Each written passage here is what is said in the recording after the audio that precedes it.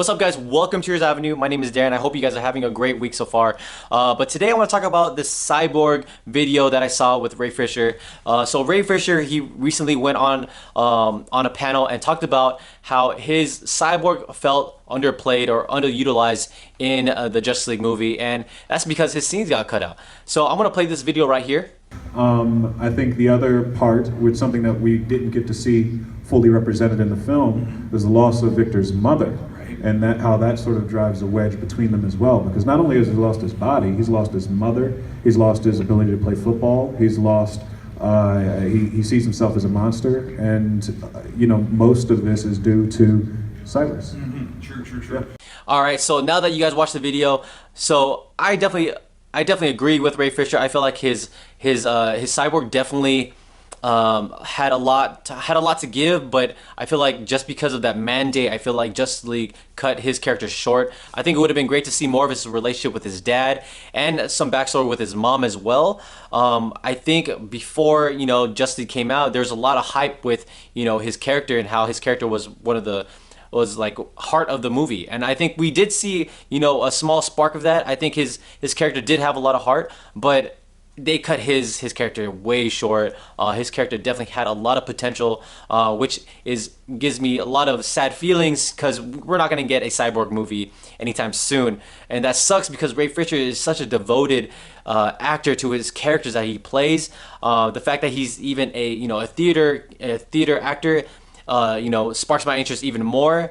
And he is so enthused with this whole DC culture that he's based off that interview, you could tell that he's really bummed out that his character got the shorter end of the stick. So I want to know your guys' thoughts on Cyborg being a fully fleshed out character in Justice League. How do you guys feel about his character being cut short? Do you feel like it would have been better to save all that for his solo movie, or do you feel like it would have been great to see that in Justice League? Let me know in the comments below. So that's a little quick thing that I want to talk about right there, but I also want to talk about the DC Universe app, because Iain Glen, I saw him on Game of Thrones and I'm just like, man, that's Bruce Wayne right there. Sadly, his character ended short. I think he died. So I think Iain Glen's next adventure is going to be in the Titans show. And so what we've known so far, Titans and just the DC or just comic book shows in general love doing spin-offs. We've seen that with the Arrowverse, and we've seen that with the crossover that they're doing, that they did with Batwoman. She's getting her own show, and we saw that with Titans and Doom Patrol, right? So since Iain Glen is going to be in this Titan show playing Bruce Wayne, and I know a lot of you guys disagree with the casting, and a lot of you guys actually said this, but I think a Batman Beyond series could be under play depending on how the fans react to his character as Bruce Wayne. I think just because the fans really want a Batman Beyond movie, definitely I don't see that happening anytime soon in the movie universe. But if they do it on the DC Universe app, that does sound more intriguing and more likely. So the fact that DC or just comic book movies and TV shows, they love to play with like different eras.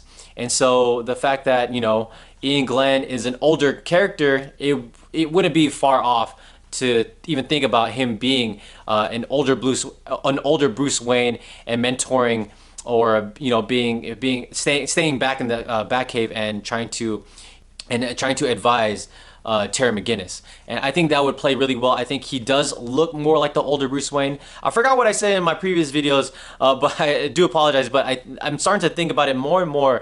And thinking about the Batman Beyond with Iain Glen doesn't sound too far off or too crazy at all. And the fact that Iain Glen doesn't have much work for the rest of the 2020. I think he's fully booked with 2019, but after that, man, this guy has free work. So maybe Batman Beyond could be saved somewhere down the line for 2021, 2020, who knows? But Batman Beyond with Iain Glen definitely sounds very exciting. I know that means that they're going to spend a lot of money on this show.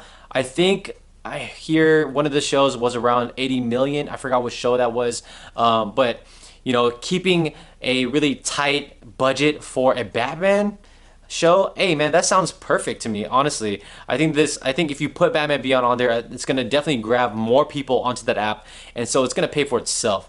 And hey, Iain Glen could be the next big thing. I didn't know after going through this guy's IMDb, this guy was actually in Resident Evil. I totally forgot about that. I think he definitely played a really great villain in that movie.